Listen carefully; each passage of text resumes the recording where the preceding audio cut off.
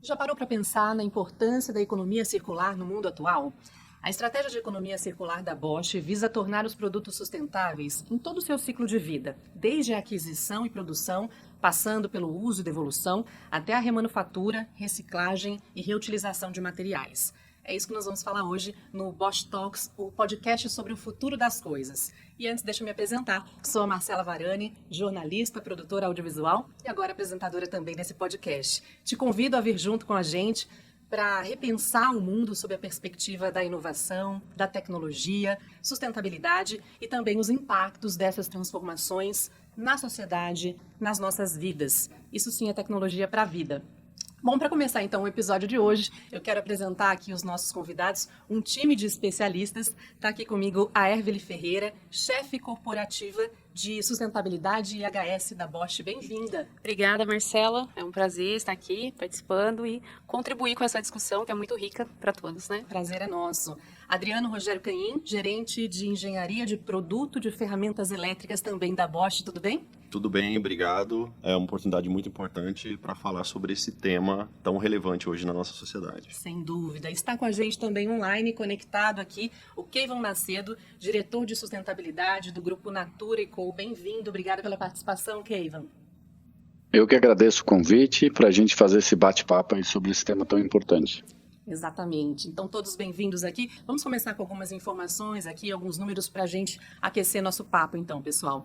A economia circular representa uma transformação, significativa no modelo tradicional de produção, de consumo, a gente sabe. Por meio da otimização do uso de recursos, reutilização, reciclagem de materiais, esse novo paradigma promove o desenvolvimento de soluções sustentáveis, também inovadoras.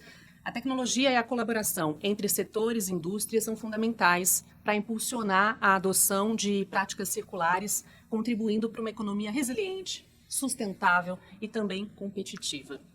Aqui os dados, então. Segundo o estudo A Economia Circular, uma poderosa força para a mitigação do clima. Esse estudo foi publicado em 2018 pela revista Material Economics e ele sugere, que a implementação de práticas circulares nos setores de aço, alumínio, plástico e cimento pode reduzir as emissões de gases de efeito estufa em até 3,6 bilhões de toneladas por ano, isso até 2050, e é o equivalente, é impressionante, a eliminar as emissões atuais do transporte mundial. Olha quanta coisa, olha que dado significativo para a gente já começar refletindo. Então, Erveli, começando o nosso papo aqui com você, queria que você trouxesse para a gente um panorama sobre esse conceito do que é a economia circular, quais são os principais fundamentos e o que esse modelo se difere daquele linear mais tradicional.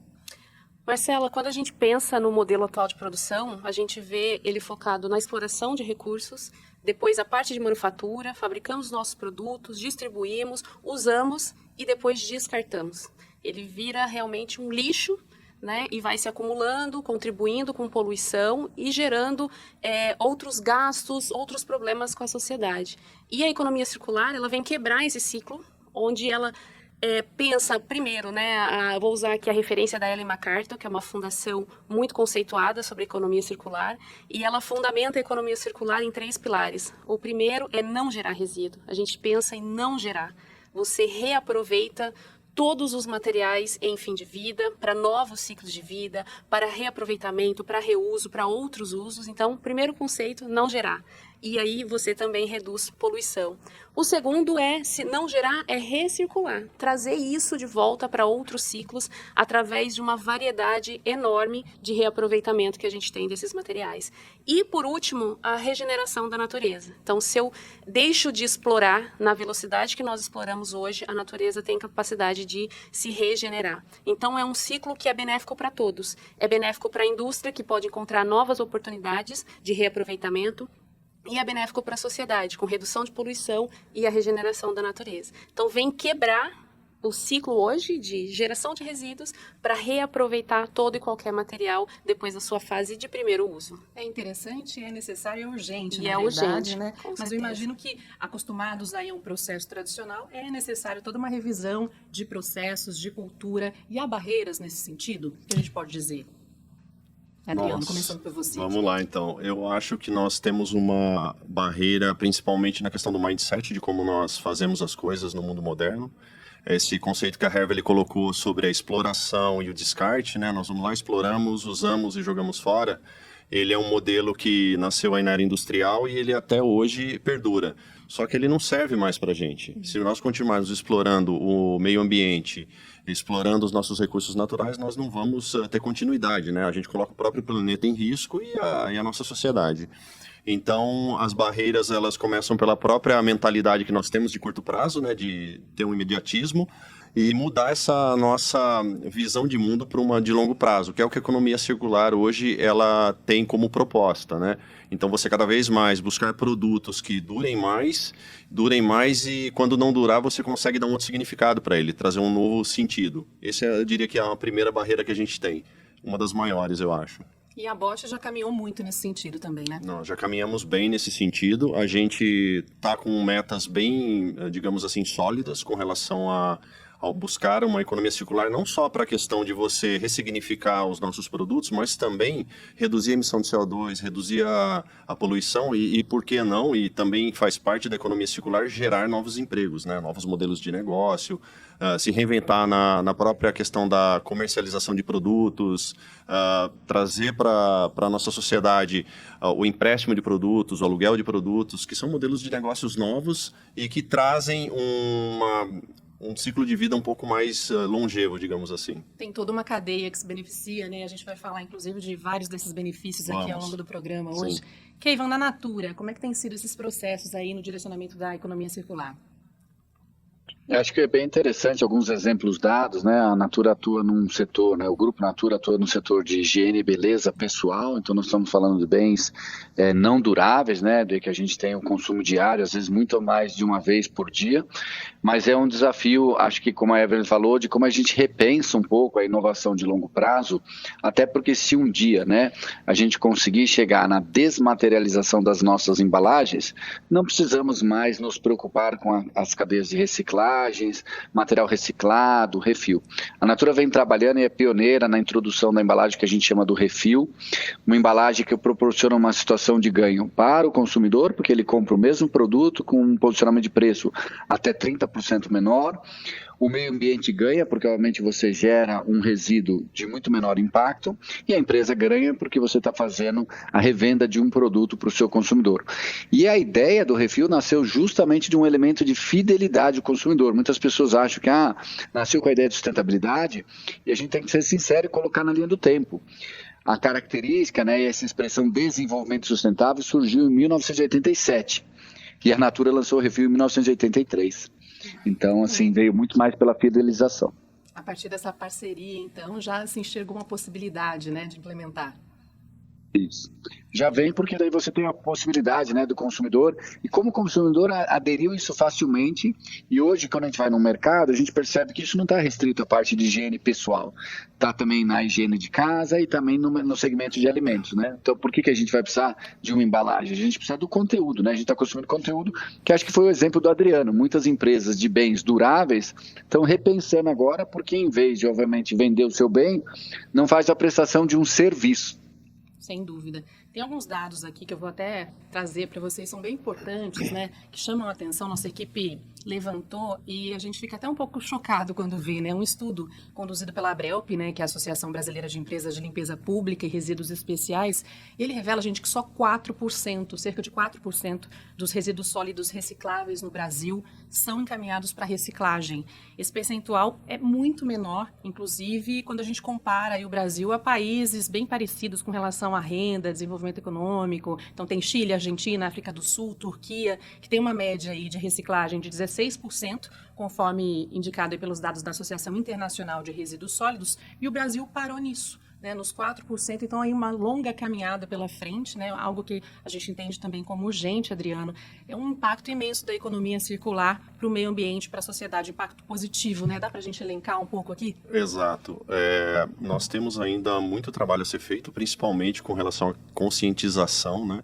A nossa sociedade ainda não tem esse mindset, né, que a gente usa muito essa palavra, de fazer a separação, fazer o descarte correto. É caso que nós temos, claro, outros impactos, né? Nós temos questões de infraestruturas associadas a isso, né? Eu acho que nós temos pontos que podem ser desenvolvidos com relação à economia circular, A economia circular, a gente olha muito para a emissão de CO2, né, por causa do efeito estufa. Eu acho que esse é um grande ofensor e a gente está num ponto crítico de virada hoje. Nós temos que tomar ações.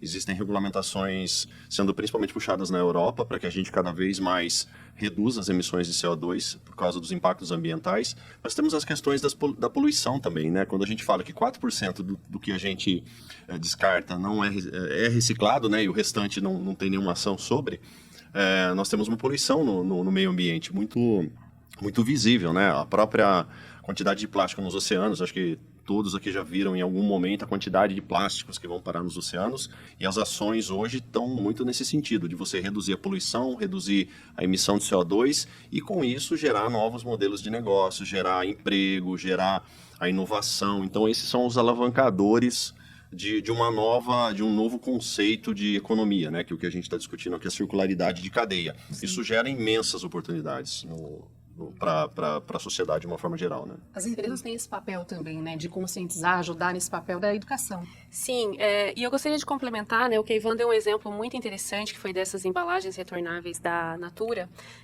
As empresas têm um papel fundamental no desenho dos seus produtos, porque esses produtos precisam ser pensados para esse ciclo. Então, acho que dentro das empresas tem que começar pelo design do produto, é fundamental pensar, e aí tem o exemplo da Natura, tem o exemplo das ferramentas elétricas, o Adriano tem um trabalho incrível lá de pensar no desenho da ferramenta, que materiais que eu vou escolher, que facilidade que eu vou ter para... Vai lá da concepção. Vai na concepção, Sim. Então esse é o principal ponto. E depois tem a nossa fase de entrega desse produto para o mercado, né? Então, como que a gente vai colocar e posicionar isso e orientar esse consumidor e trabalhar junto com o poder público também.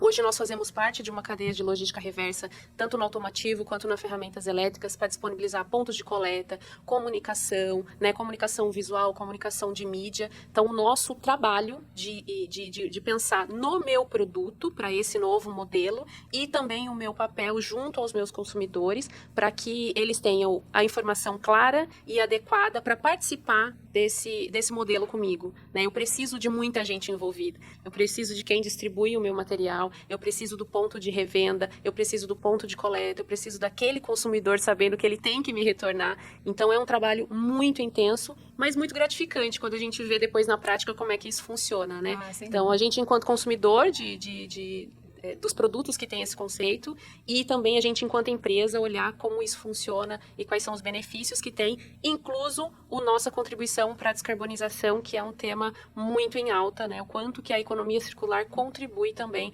para esse target que é urgente, né? E essa união de forças de todos mesmo dentro da empresa, né? Com certeza. Inclusive tem alguns aliados aí, né? Tecnologia, inovação, Adriano, tem potencial de impulsionar inclusive a economia circular, né? Como é que eles podem ser aliados? A Hervely trouxe muito bem esse tópico do ecodesign, né? A gente chama de ecodesign, ou design orientado a uma cadeia circular, né? É necessário que a gente pense nisso, né? E a tecnologia, ela é um impulsionador desse tópico, como você falou. A própria questão da digitalização, a inteligência artificial, tem a questão do blockchain, que todo mundo fala muito, né? A inteligência artificial, ela consegue lidar com uma quantidade absurda de dados. Então, a gente consegue conectar os vários atores desse ecossistema de forma mais eficiente. Então, por exemplo, tem um case ele chama Uber do Reciclado, de Santa Cruz de la Sierra, que é um aplicativo que eles desenvolveram que a pessoa localiza onde estão os Ubers, os supostos Ubers, né? Eu tô falando Uber por causa do aplicativo, mas... e essas pessoas conseguem agendar a retirada dos seus reciclados. É um case, né, um exemplo, mas é um exemplo de como a tecnologia pode ajudar a conectar as necessidades. Hoje, cada vez mais nós, com esse mundo cheio de compromissos e responsabilidades, nós tendo essa facilidade dentro, né, a sua mão, né, o celular que está na nossa mão, é um tema interessante de se utilizar, né? A própria inteligência artificial pode ser utilizada como um elemento de auxílio no projeto de produtos. Os dados que essa inteligência coleta podem servir de inputs e requisitos para que a gente cada vez mais desenhe e faça os nossos produtos mais recicláveis, mais conectados e mais circulares, né, entre aspas.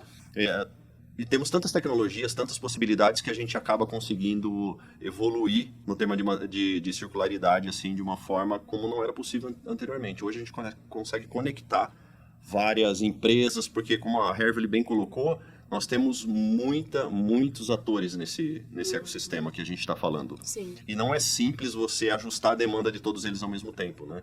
Nós temos exemplo das comidas, né, que são levadas a centros de distribuição antes que elas vençam.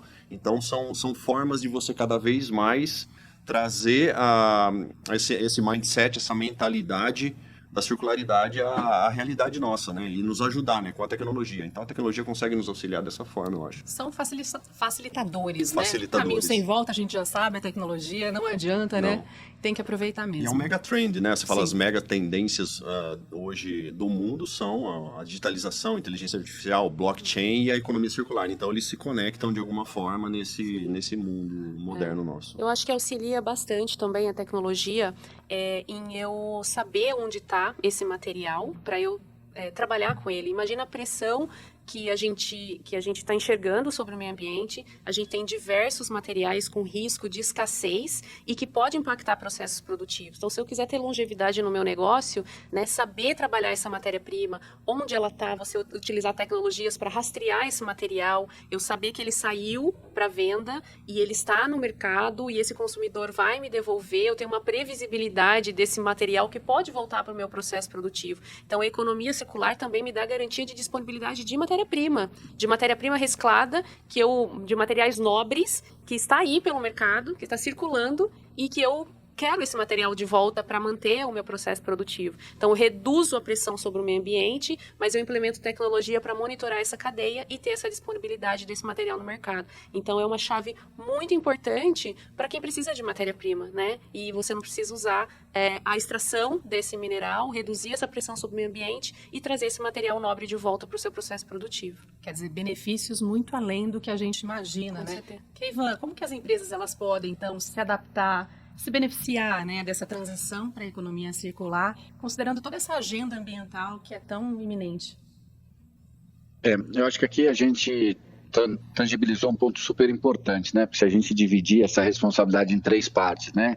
As empresas, por um lado, né? Desde quando começam a pensar nos seus produtos e serviços, que às vezes ela vai migrar de produtos para serviços para justamente facilitar esse processo, né? De reintrodução de circulação.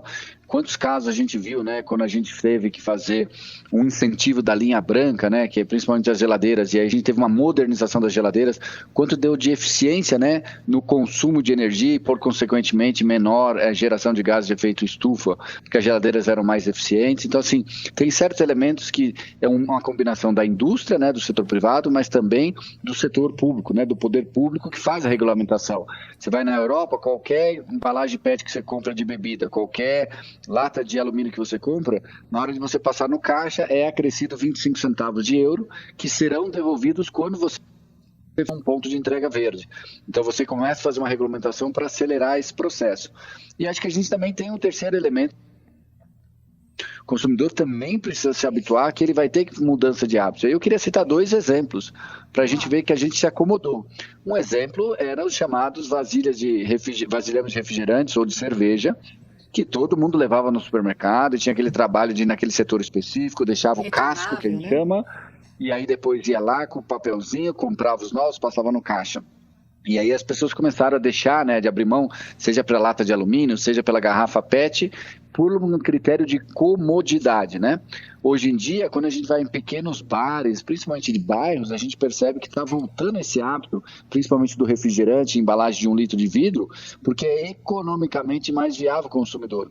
Então ele está voltando ao hábito antigo, não por uma questão de consciência ambiental, mas por uma questão econômica, que às vezes o incentivo econômico, né, é super importante. Aos índices que a gente chegou hoje de reciclagem de lata de alumínio no Brasil, que não existe em nenhum lugar do mundo, é justamente porque a cadeia de alumínio é a única que permite remunerar os 7, 8 elos da cadeia, de forma que seja atrativo a meia dúzia de latas, mesmo pessoas que têm emprego. Quantas vezes a gente está vendo, a pessoa está indo para o ponto de ônibus, ela vê uma lata de alumínio, ela tem uma sacolinha na bolsa, ela coloca na bolsa para levar, porque ela sabe que vai gerar uma renda para ela. Então, acho que é super importante a gente conectar com esse hábito como consumidor, que a gente tem um papel fundamental. E eu vou dar um segundo exemplo. Eu tive, já faz, antes da pandemia, então já faz pelo menos 4 anos, eu tive em Santiago, no Chile, e fui numa loja que seria equivalente a essas lojas de departamento fazer uma compra, uma roupa para os meus filhos.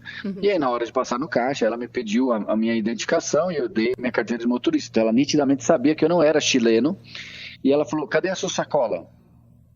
Que sacola? Eu estou comprando isso aqui. Não, cadê a sua sacola reutilizável? Moça, eu sou do Brasil, eu não estou sabendo o que você está falando. A gente tem uma campanha, porque o senhor deveria ter trazido a sua sacola, mas só dessa vez eu vou dar para você uma sacola de papel, mas a próxima vez o senhor tem que trazer. Que na hora eu falei, bom, acho que ele tinha uma política da empresa boa, mas talvez a forma de comunicação não era engajadora, mas que no final eles fizeram uma regulamentação e colocaram isso, né? A famosa discussão da sacolinha de supermercado, de plástico, se vira, não vira, é certo, não é certo, reutiliza para lixo, não reutiliza. Mas aí o último elemento que eu queria passar, porque ontem eu fiz essa conversa e a gente tem que lembrar que no final todos nós somos consumidores e somos cidadãos. E nós temos uma parcela de culpa nisso, num grau maior ou menor. E eu dei o exemplo do Código Nacional de Trânsito. Nós temos um mau hábito de jogar lixo para fora dos nossos veículos, ao tal ponto que isso é regulamentado no Código de Trânsito como uma penalidade. Só foi regulamentado no Código de Trânsito porque as pessoas têm o hábito de fazer isso frequentemente.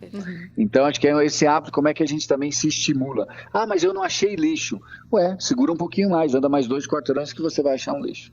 É uma questão de consciência, são pequenos gestos que Com são certeza. tão grandiosos no fim das contas, né? Ainda aproveitando que a Ivan estava falando aqui sobre colaboração, né, dentro da empresa, todos aqueles envolvidos aí nos processos, mas é importante também, né, que haja colaboração entre os diferentes setores, indústrias, para que isso passe a funcionar de uma forma mais efetiva.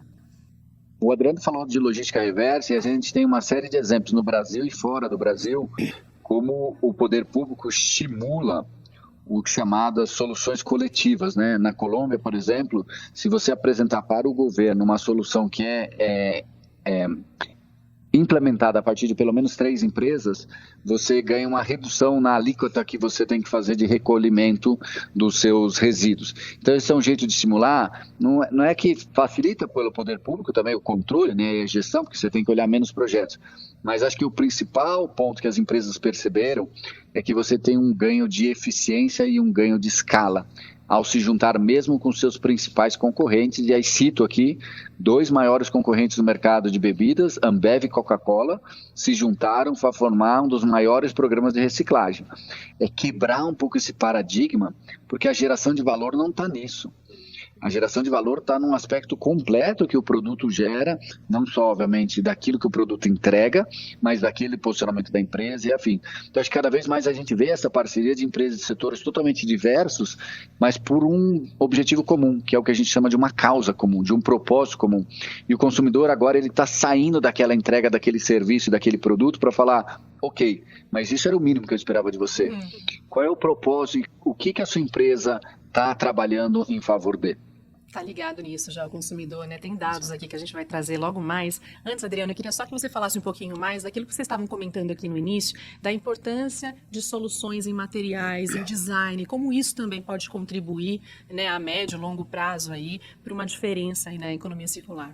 Hoje eu acho que os materiais e a circularidade, eles são super importantes para que a gente consiga inovar e criar produtos novos, né? Então, hoje a questão de você ter tópicos relativos à sustentabilidade, à reciclagem, eles já são requisitos próprios dos produtos, né? A gente tem que começar a pensar em produtos que cada vez mais permitam a reciclagem, que facilitem a circularidade da cadeia. Então, eu acho que estava citando aqui os refis, né? Isso.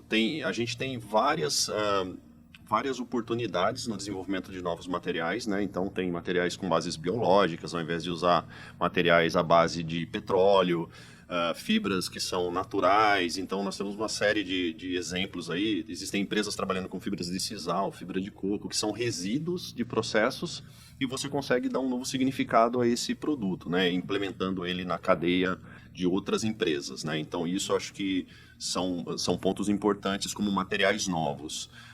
Mas você olhando, por exemplo, para outra parte, que é você poder, dentro da logística reversa, trazer incentivos, eventualmente, de como tratar esses resíduos, também é algo importante, né? Então, você tem que pensar os resíduos hoje como... hoje nós temos aí uma taxação que é complexa, né? Eu estava conversando um pouco com a Hervely hoje, antes da gente começar a falar sobre esse tema, e acho que o Keivan também trouxe algum exemplo, que o valor não está necessariamente só no produto, mas você tem que enxergar de uma forma mais ampla o contexto geral. Mas hoje nós temos tecnologias, materiais que estão sendo desenvolvidos com esse aspecto de menor impacto, com maior capacidade de reciclagem, reaproveitamento, serviços, né? Porque se você olha só o produto em si, talvez você fique limitado, né? A sua aplicação, a sua agregação de valor como solução dentro da sociedade. Você pode enxergar isso de uma forma um pouco mais ampla, prestando serviços, cobrando por hora, fazendo a própria aluguel, né? Então, são oportunidades interessantes. Mas os materiais, definitivamente, eles estão evoluindo para materiais com menor geração de carbono, menor geração de resíduos. A gente sempre busca isso, né? Reparar mais os nossos produtos e por aí vai. Requer pensar o todo e ter bastante criatividade nesse Exato. sentido. Sim, a gente tem muita oportunidade, né? Olhando um pouco para outros negócios que a Bosch tem, por exemplo, com o automotivo, que é um desafio, né? A indústria automotiva focada na descarbonização, focada em economia circular. Agora todos os grandes players aí do mercado automotivo estão correndo com as suas metas para isso. A gente tem muitas opções para trabalhar a economia circular. Alguns exemplos do que a Bosch já tem, por exemplo, há mais de 10 anos a Bosch tem uma das maiores plantas de remanufatura de produtos diesel, né, na nossa planta de Curitiba, que é um case muito bem sucedido, né, com impactos ambientais gigantescos quando você compara, né, com produtos novos. A gente tem serviços de reparo bastante significativos para nós.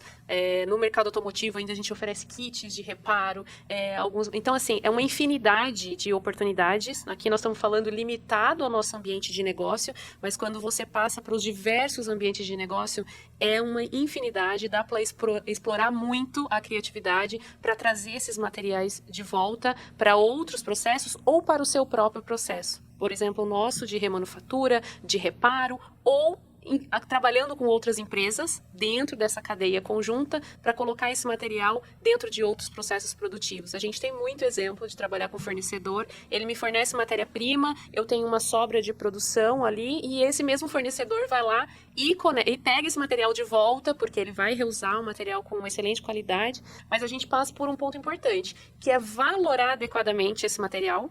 A gente ainda olha com aquela cabeça de que é lixo, de que é resíduo, e a gente não valora. O que Ivan comentou, por que a do alumínio deu certo? Valorar o material.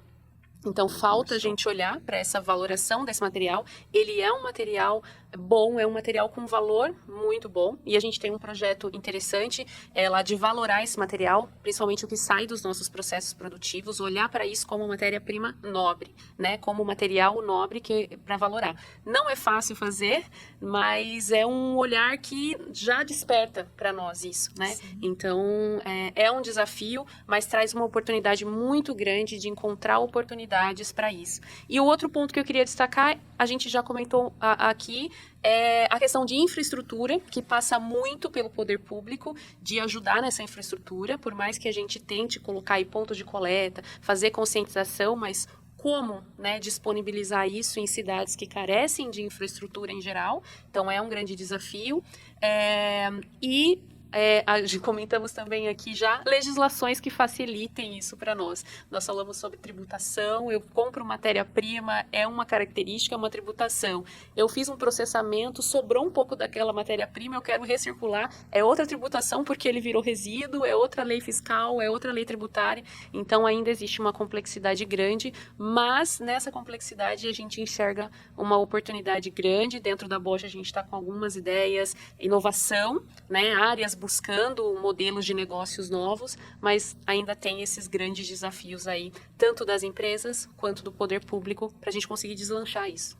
A Hervé colocou esse tópico da cadeia, né, da reciclagem. Nós conseguimos fazer uma parceria com um fornecedor nosso e pegar esse resíduo e voltar ele para a cadeia, né? É claro que a circularidade pode ser entre várias empresas e você dá um novo destino a isso e cria um outro produto diferente daquele original. Nesse caso, nós conseguimos pegar o mesmo produto e ele voltar para a gente. Só que o desafio é o que ela comentou, a parte fiscal ela é complexa ainda no nosso país e ela não acompanha a parte ambiental. Então, você acaba tendo taxações aí que são estranhas dentro desse contexto, né? Você acaba tendo uma nova tipo de taxa, um novo tipo de imposto que acaba não sendo nem sempre muito fácil de você conseguir achar o caminho legal de fazer isso. A gente busca isso mas você pensando aí criativamente e junto com um time multifuncional, você consegue trazer resultados bem interessantes, sabe? É nesse gancho, né, que é preciso também que haja iniciativa pública, políticas mesmo nesse sentido, né? No final acho que a gente tocou em alguns exemplos muito bons, né? Porque para nós também, muitas vezes a gente quer fazer uma ação de responsabilidade social com algum produto que está próximo para vencer, mas é mais barato você descartar o produto do que você fazer a doação, porque se você faz a doação, ele é caracterizado como um produto, então ele paga uma série de impostos. Então acho que tem esse benefício. E um outro exemplo que a gente deparou dentro de casa é que a gente queria fazer embalagens mais resistentes com os nossos fornecedores para serem embalagens retornáveis. Só que para sair da fábrica e para essa embalagem retornável chegar até, obviamente, o fornecedor, ele precisa ter uma nota de circulação, porque senão, obviamente, o transportista pode ser autuado. Então, você tem todo um trâmite de operação que vai encarecendo o produto final. Então, acho que esse é um ponto, né, de como é que a gente tem que repensar um pouco dessa lógica tributária para você estimular, porque senão acontece que você tem um desestímulo. É mais fácil você ir buscar produto que não é reutilizado. Hoje eu dou um bom exemplo. A gente tem estação de refilagem em algumas lojas da nossa marca chamada The Body Shop, fora do Brasil. 800 lojas a gente já tem. Então, se você não tem a sua embalagem de alumínio, você adquire na loja. Se você tem, ela é higienizada na loja e depois é preenchida. E o próprio consumidor pode preencher. Claro que isso se limita a uma parte do nosso portfólio. No Brasil, a Anvisa não permite. Mesmo o próprio consumidor trazendo a sua embalagem e ele dizendo, não, eu considero essa minha embalagem limpa, a Anvisa não permite que seja reutilizada a embalagem. Então, mesmo que a gente já tenha demonstrado a eficiência. Então, acho que por isso que é uma combinação, né? Então, imagina, você engajou o consumidor, ele saiu de casa com aquela embalagem e aí você tem uma frustração, né? A gente sempre fala que no final tem a experiência do usuário, né? Sim. Essa é uma experiência super frustrante que ele vai falar, chega, carrega esse negócio aqui, né? E aí desestimula total. E essa é uma coisa assim fundamental, né? A gente vê as novas gerações e acho que nós somos muito próximos de idades. Todos nós, quando éramos crianças, jogamos pilhas e lâmpadas no lixo comum. E hoje em dia a gente já sabe que não pode fazer mais isso. Então é uma tristeza lembrar disso. A geração nova já sabe disso. Ela já sabe, não pode ser aqui. Deve ter um outro lugar para colocar. Então esse é um processo que nasce por uma coisa, eu sempre falo que a sustentabilidade, ela não é como andar de bicicleta, porque andar de bicicleta, depois de você ficar 20 anos sem andar, você até anda, mas você não tem a mesma confiança que você tinha quando você andava sempre. Mas é como amarrar o cadarço de um tênis. Para todo mundo, fecha o olho e amarra o cadarço sem pensar. Agora, se eu falar, abre o olho e me descreve como é dar um cadarço, amarrar o cadarço num tênis, você vai levar mais tempo do que você fazer de olho fechado. Então tem que ser algo inconsciente, totalmente incorporado no nosso dia a dia.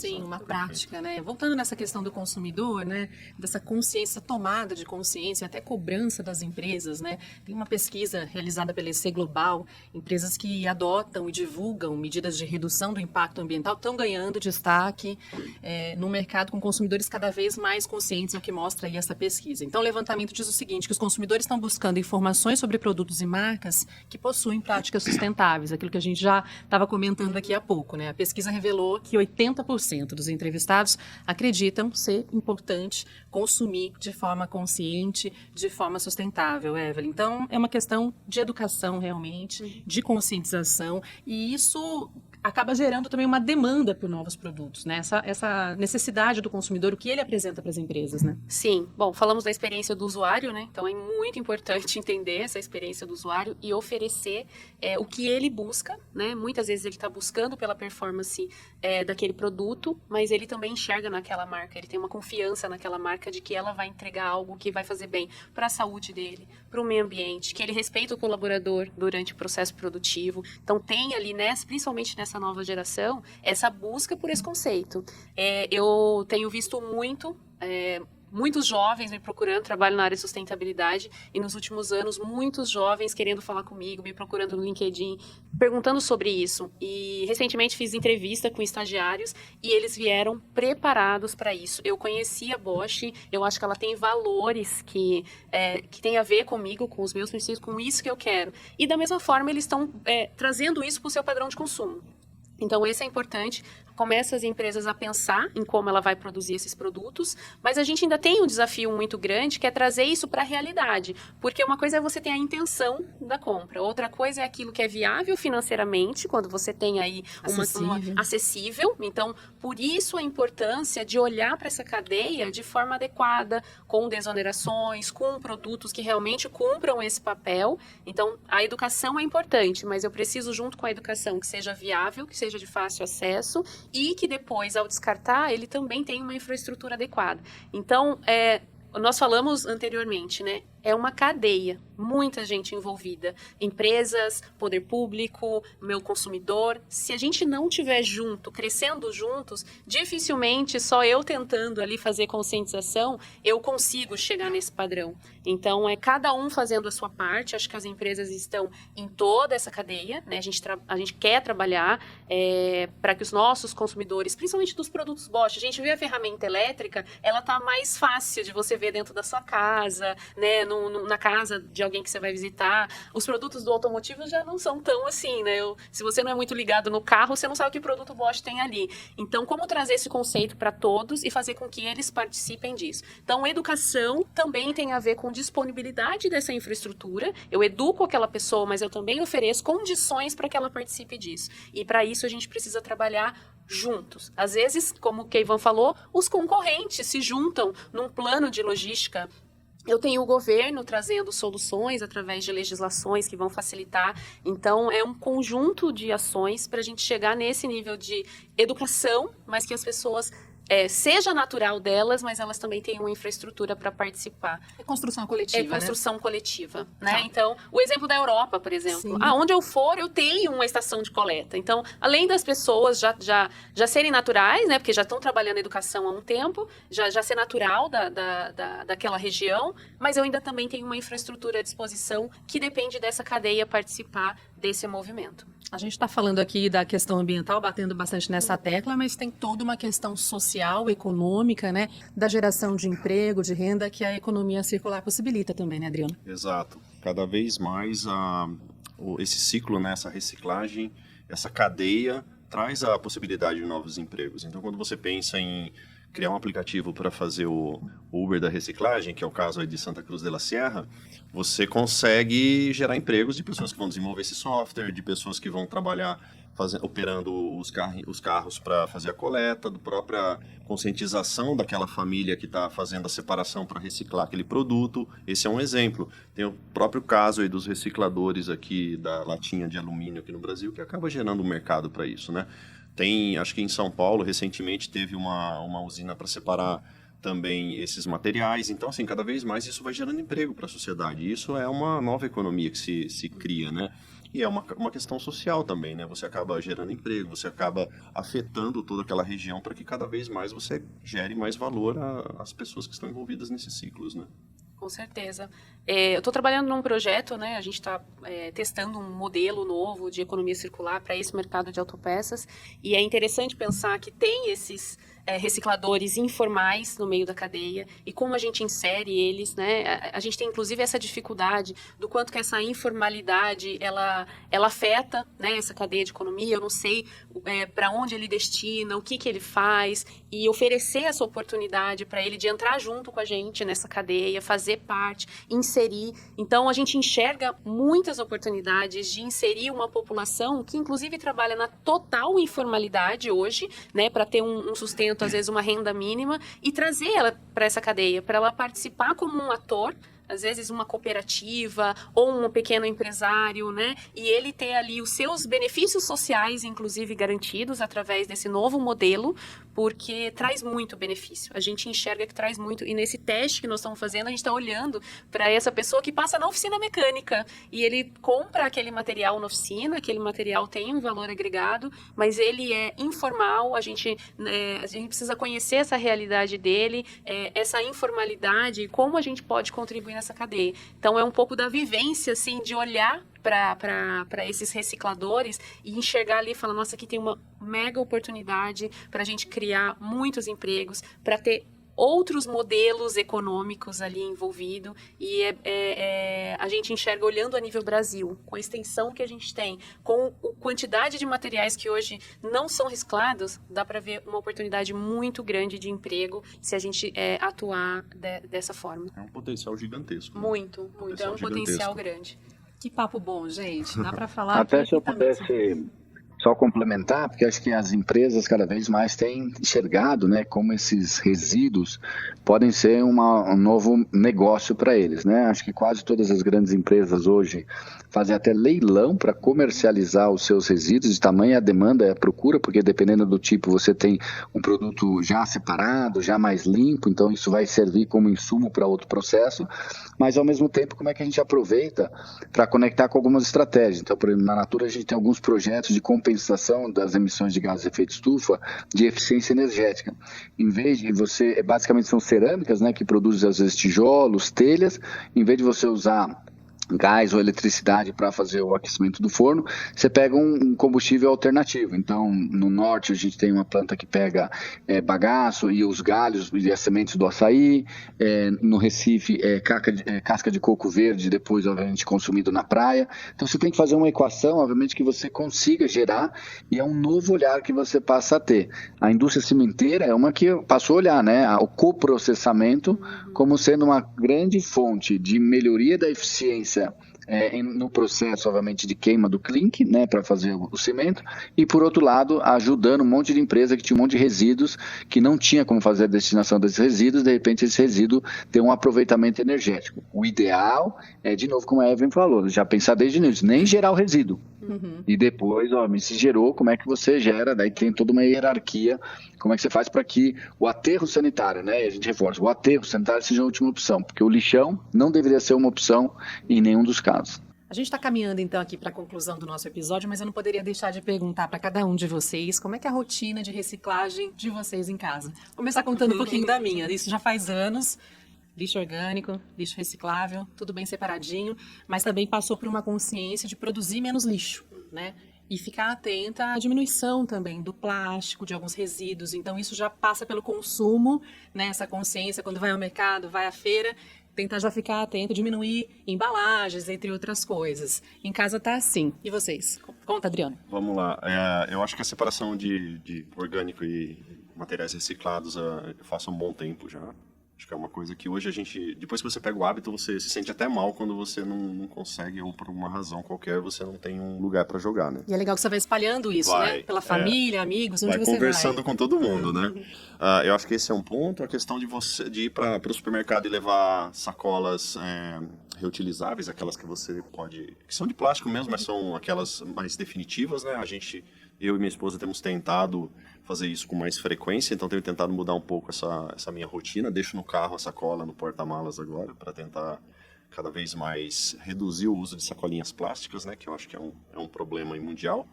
E eu acho que cada vez mais repensar, eventualmente, quando eu vou comprar em algum aplicativo comida, às vezes eles colocam, né, olha, esse restaurante utiliza embalagens sustentáveis ou embalagens que não são à base de plástico, e isso eu acho interessante. Quando eu tenho a opção de escolher, eu vou por esse caminho. Então você começa a prestar atenção nessas demandas, né? Você olha, você vê algum selinho lá de uma florzinha, algum sustentável, algo desse tipo, acho que vai te mudando, né? Mudando o seu olhar sobre os produtos, né? É nas práticas cotidianas, né, Evelyn? Conta sobre a sua rotina. Esse do delivery é interessante, que eles oferecem também, se você quer, o garfo, a faca, se você tem opção, né? Eu sempre coloco que não, porque como em casa. Então, são alguns hábitos.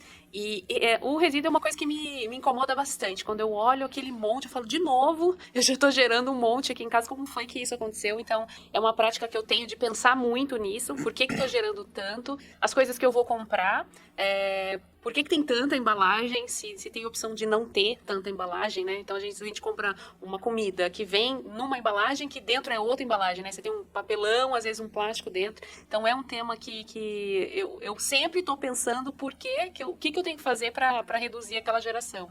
E tem uma facilidade também, de onde eu moro, ter uma coleta seletiva bem, organizada. Por vidro, por metais, por plástico, papelão, bem separadinho.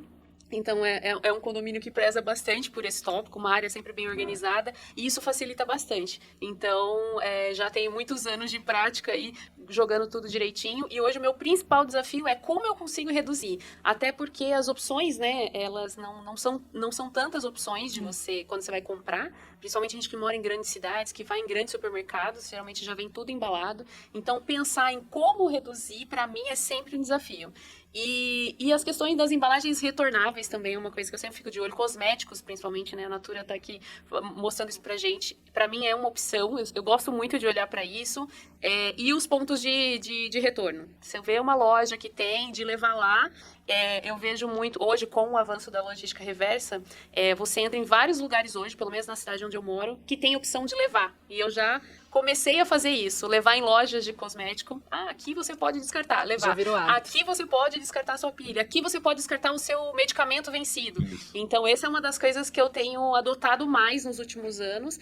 E até por trabalhar com esse tema, eu presto mais atenção e ver a disponibilidade na região onde eu moro. Então, tem sido bastante interessante participar aí desse movimento enquanto consumidora. Eu estou do outro lado olhando para essas questões. Enquanto consumidores conscientes, acho que passa também a olhar para a empresa, a escolha da empresa, né? Se está só no discurso ou não, né? Se realmente tem práticas como essas que a gente está conhecendo aqui, que de fato estão alinhadas com a agenda ambiental, né? Keivan, conta pra gente um pouco dessa rotina aí. Até ia falar um pouco de questão de hábito, porque eu cuidei durante anos do programa de reciclagem, logística reversa da Natura, e quando eu fui para a Colômbia, eu achei muito interessante, porque quem já vivenciou uma cooperativa e passa a esteira, obviamente os catadores veem aquilo que dá mais valor e aquilo que tem maior produtividade. Então, em vez de separar coisa pequena, ele separa coisa grande. E o saquinho do supermercado é uma coisa de baixo valor, porque ele é muito leve. Mas na Colômbia eu percebi que o consumidor, o que ele fazia? Ele pegava uma garrafa PET de 2 litros e ia colocando um saquinho de supermercado dentro. Então ele enchia. Então quando chegava aquela garrafa PET cheia, para a cooperativa valia a pena reciclar, porque ela já estava, obviamente, já em alto volume. Eu achei muito interessante esse hábito de adotar. E acho que 2 coisas para ser um pouco diferente. Acho que o primeiro deles é embalagem tamanho família. A gente adotou aqui de comprar grandes potes e a gente tem feito esse trabalho, às vezes para fazer produtos de higiene de casa não é tão fácil manusear uma embalagem de 5 litros, então você mantém a embalagem de 1 litro ou de 500 ml e você refila para justamente facilitar isso e nitidamente é muito mais em conta. E acho que a segunda prática é uma prática que a gente tem feito, que é um hábito inclusive das escolas, né, que a gente vê da região, de como fazer aquele hábito de estender a vida útil. Então, a gente, por exemplo, as crianças acabaram de perder uma bota, então, na verdade, a gente perdeu assim no tamanho. Então, a gente deixa na escola e aí outra família que deixou uma bota maior, então você faz uma troca. Essa economia colaborativa que as pessoas estão vendo, né? Desde reciclagem de roupa, né? Você vai nessas lojas de varejo, você vê agora que dá para reciclar a roupa.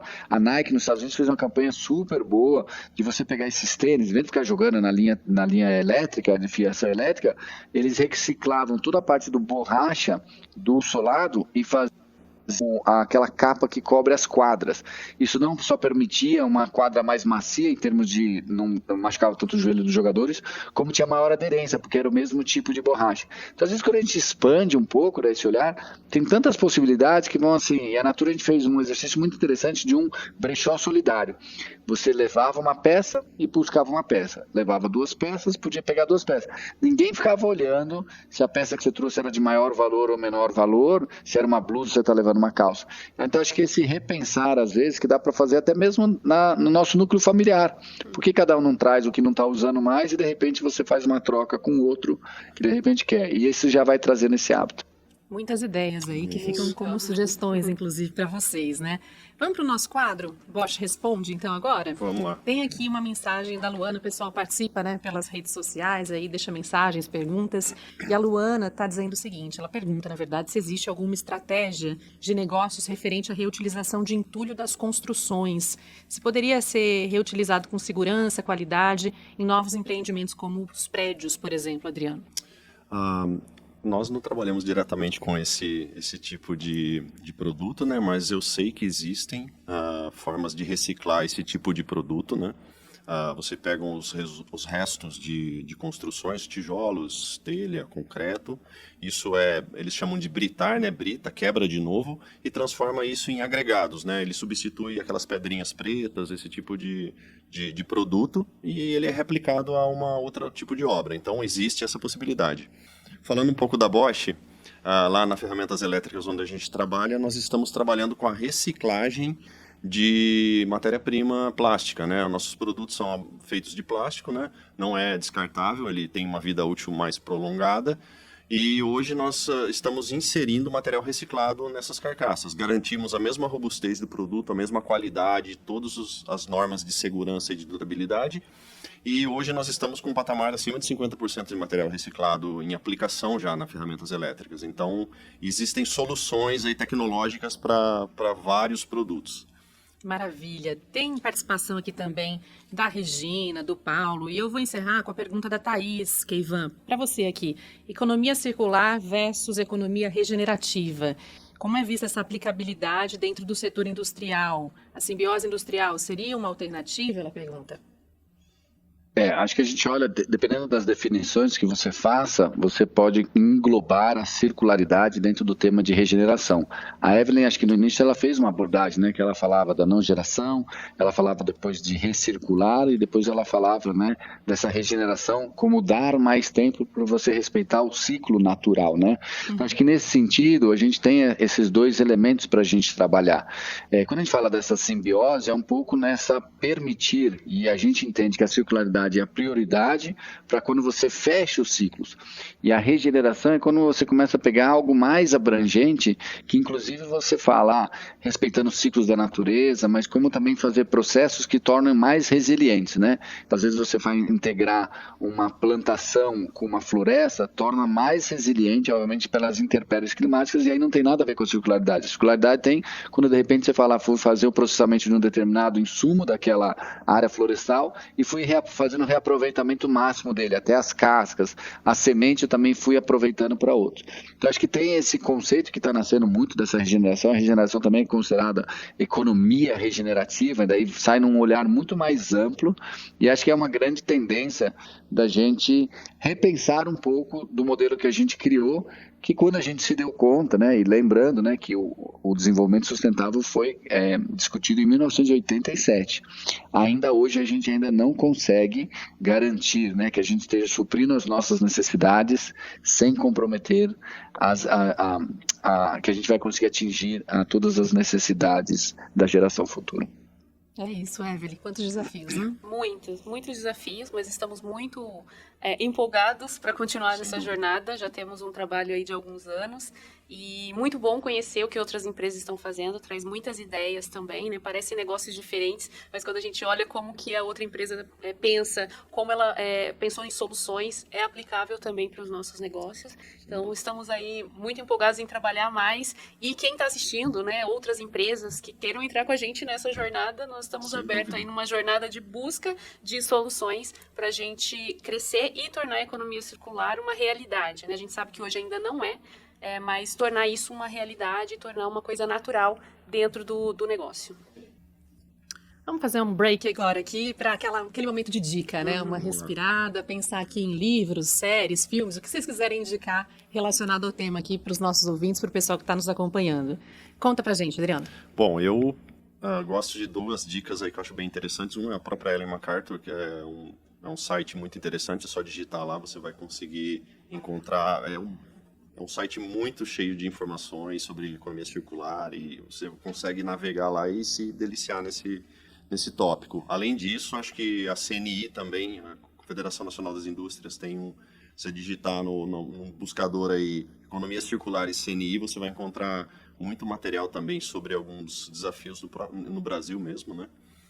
Tem um PDF lá para download que tem umas 70 páginas falando sobre economia circular, desafios da circularidade no Brasil, e algumas pesquisas aí com números bem interessantes para se motivar aí a colaborar com esse novo conceito aí. Eu acho que são duas dicas bem legais e acessíveis, assim, bem fáceis. Evelyn, sua dica.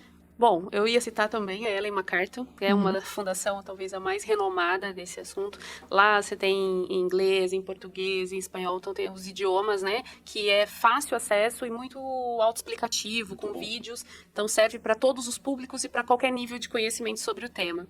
E agora eu vou vender um pouco aqui o nosso peixe da Bosch, né? Nós temos diversas matérias publicadas, né? Agradeço aí o pessoal da comunicação, que é um grande parceiro, na nossa busca por educação, por levar, né, esse trabalho ao consumidor, ele conhecer. Tenho ficado bastante feliz de conversar com algumas pessoas e falar, eu vi lá no site da Bosch. Então, vendendo aqui o nosso lado, o nosso trabalho, entrem lá nas nossas redes sociais, no bosch.com.br, nós temos uma série de histórias e informações importantes nas outras redes sociais, para quem é mais antenado aí no LinkedIn, no Instagram. Então, fiquem atentos e, precisando, nós estamos à disposição para responder sua pergunta relacionada ao nosso produto, relacionada às nossas ações.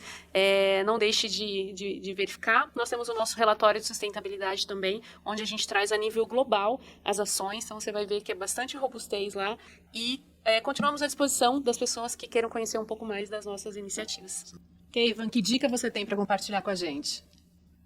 Deixei até aqui separado aqui, Marcela, Cradle to Cradle, um clássico quando a gente está falando de economia circular, que talvez ajude a gente, principalmente nesse olhar que a gente debateu tanto, né? Desde quando a gente está criando os nossos produtos, como é que a gente pensa o final da vida útil dele, né? E quem sabe a gente consiga desenhar um produto que tenha um ciclo de vida que seja eterno, que consiga fechar o seu ciclo ele mesmo ou ser reutilizado inúmeras vezes. Muito obrigada, pessoal, pela participação, por esse papo tão bom, tão importante, que faz a gente ir embora refletindo mesmo.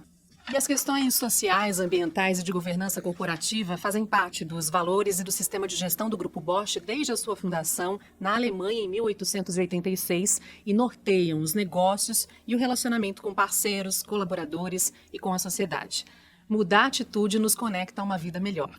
Eu gostaria de agradecer a todo mundo que nos acompanha aqui, que acompanha o programa. Te convido a nos seguir nas redes sociais. Eu sou a Marcela Varani, esse foi o Bosch Talks, o podcast sobre o futuro das coisas. Eu reforço que os nossos programas são mensais e esse podcast é uma iniciativa da Bosch. Acesse então bosch.com.br, lembrando que Bosch se escreve com SCH. O podcast Bosch Talks é produzido pela agência Digitale. Acesse também digitale.com.br/podcast. A apresentação é comigo, Marcela Varani, produção e roteiro de Samuel Leite, edição dos conteúdos em vídeo do Murilo Silva, edição da versão em áudio do podcast do Guilherme Silva e direção geral de Aline Melosi, Ellen de Paula e Samuel Leite. Este é um produto Digitale Content. Obrigada pela companhia e até a próxima.